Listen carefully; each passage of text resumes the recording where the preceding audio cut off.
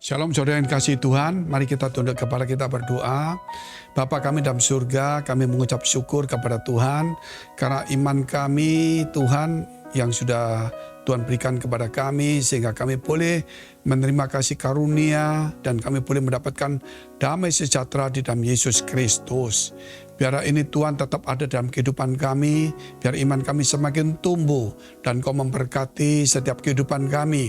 Terlebih supaya kami boleh menjadi berkat bagi banyak orang.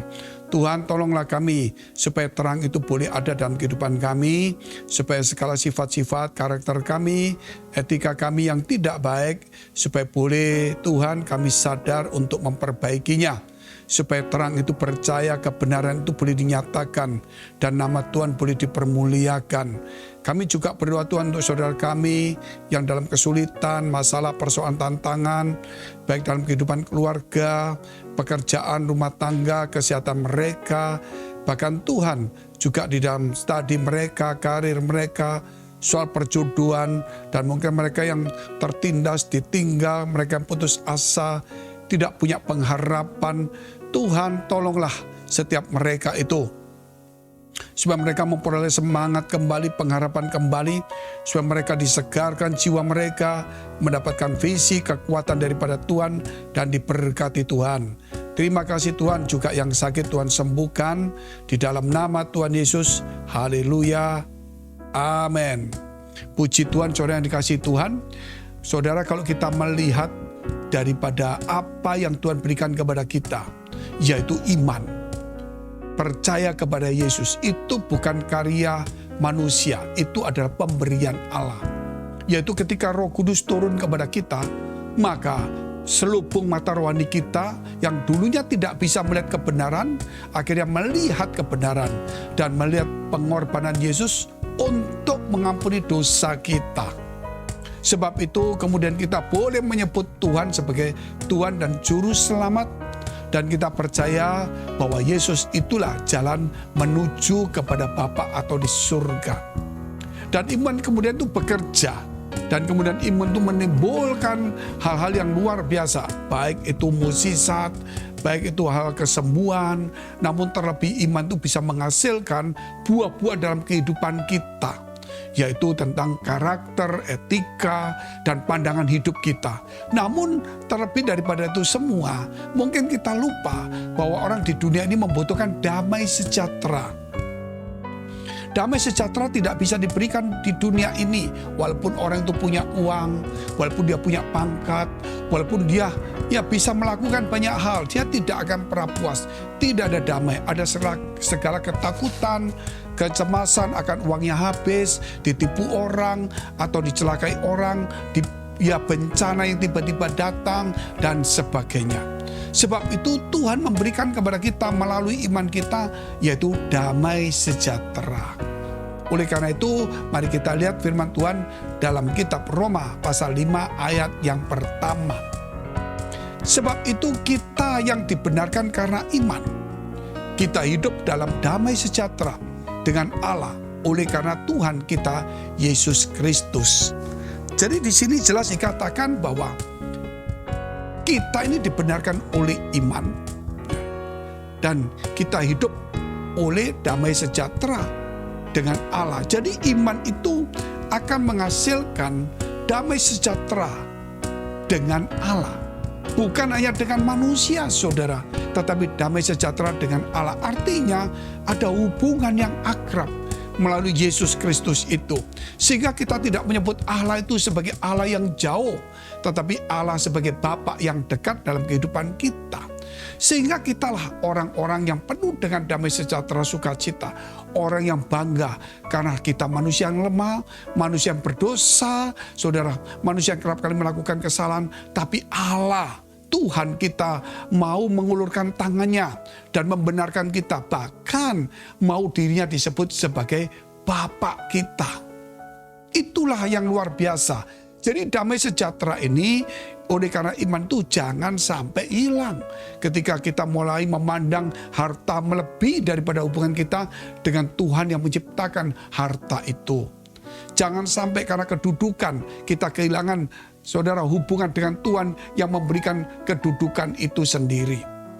Jangan sampai saudara, ya kehidupan kita, termasuk hobi kita, dan sebagainya, itu membuat kita menjauh dari Tuhan. Justru Tuhan itulah yang memberi kehidupan kepada kita. Biar damai sejahtera ini, yaitu damai sejahtera bukan hanya hati kami terhadap dunia, tetapi damai sejahtera dengan Allah. Artinya di sini perlu membangun satu hubungan.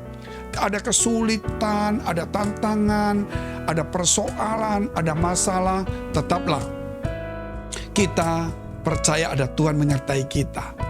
Ketika kita ada persoalan, penyakit, bencana, kecelakaan, tetaplah percaya bahwa Tuhan itu tidak pernah tidur. Dia tetap mengawasi kita dan menjaga anaknya. Seperti seorang ibu yang mengawasi anaknya. Saudara melihat ketika seorang ibu mengawasi anaknya, dia mengawasi sungguh-sungguh. Apapun musuh yang mencoba mengganggu anaknya, walaupun di luar kemampuan dia akan bertahan dan mempertaruhkan nyawanya. Sebab itu saudara, saya tidak katakan bahwa Allah itu mempertaruhkan nyawanya, tetapi Yesus memberikan nyawanya kepada kita supaya kita menjadi anak-anak Allah, bukan mempertaruhkan tapi memberikan nyawanya. Dan tidak ada yang bisa melawan Tuhan, saudara. Jadi Tuhan tidak perlu mempertaruhkan nyawa untuk membela kita. Dia memberikan nyawanya untuk menebus kita. Dan siapa yang bisa melawan dia ketika dia menjaga kita? Oleh karena itu, saudara yang dikasihi Tuhan, biar kita hidup dalam damai sejahtera dengan Tuhan. Itu nomor satu dahulu.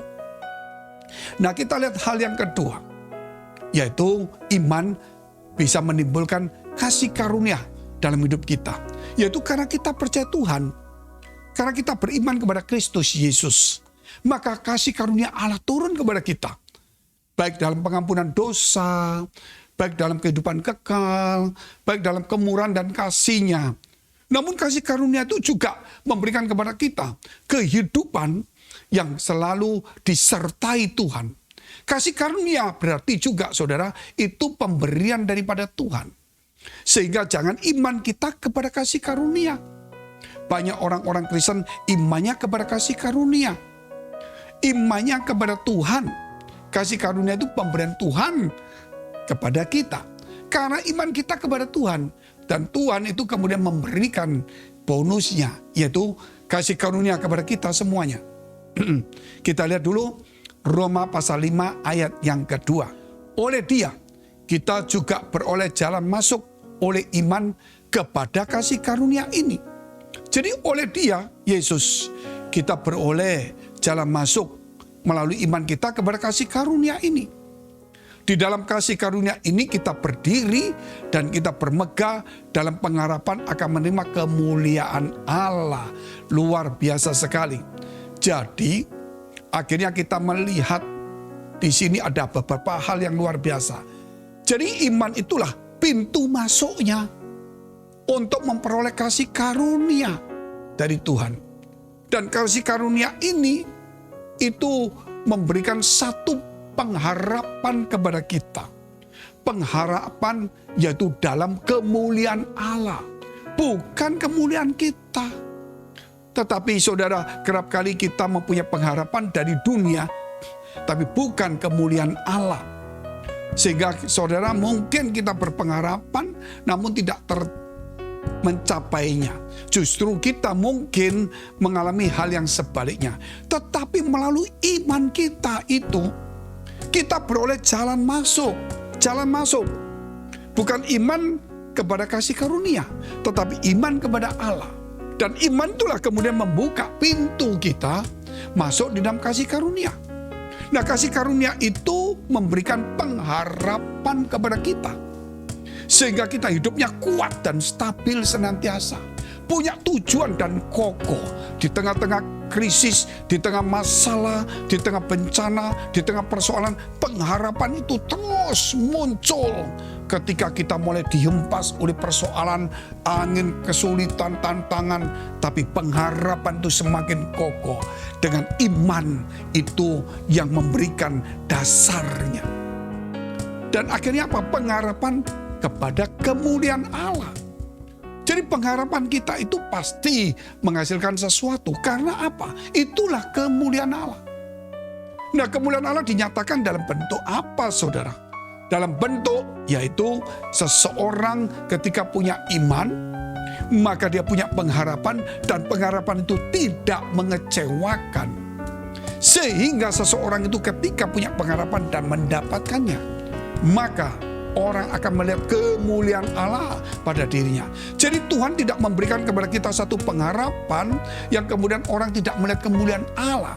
Tuhan tidak memberikan kepada kita sesuatu yang baik, tetapi orang tidak bisa melihat kemuliaan Allah. Tetapi Tuhan memberikan kepada kita hal-hal yang luar biasa.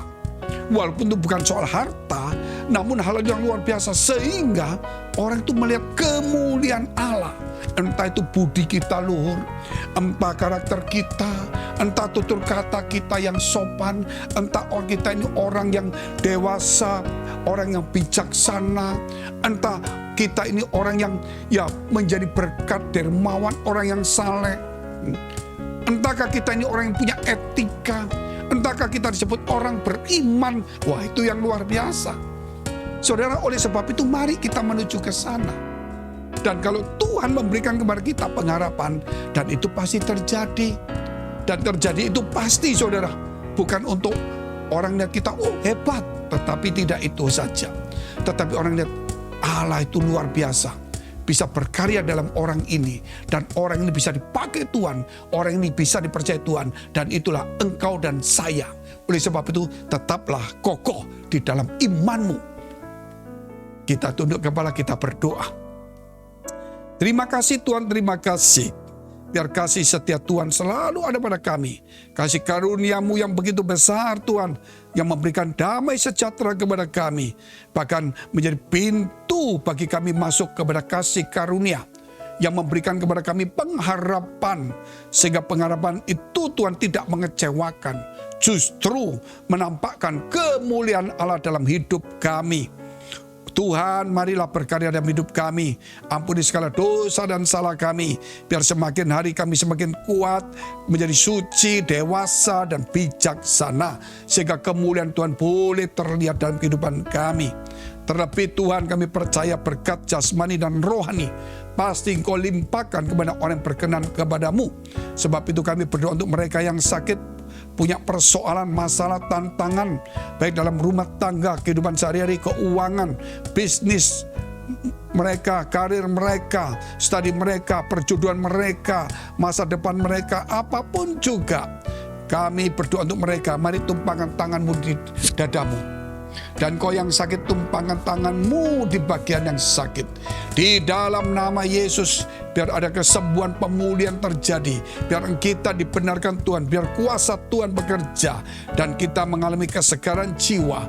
Dan mulai hari ini, kita boleh menampakkan kemuliaan Allah. Dan iman kita semakin tumbuh dan tegar, sehingga kita punya pengharapan yang pasti.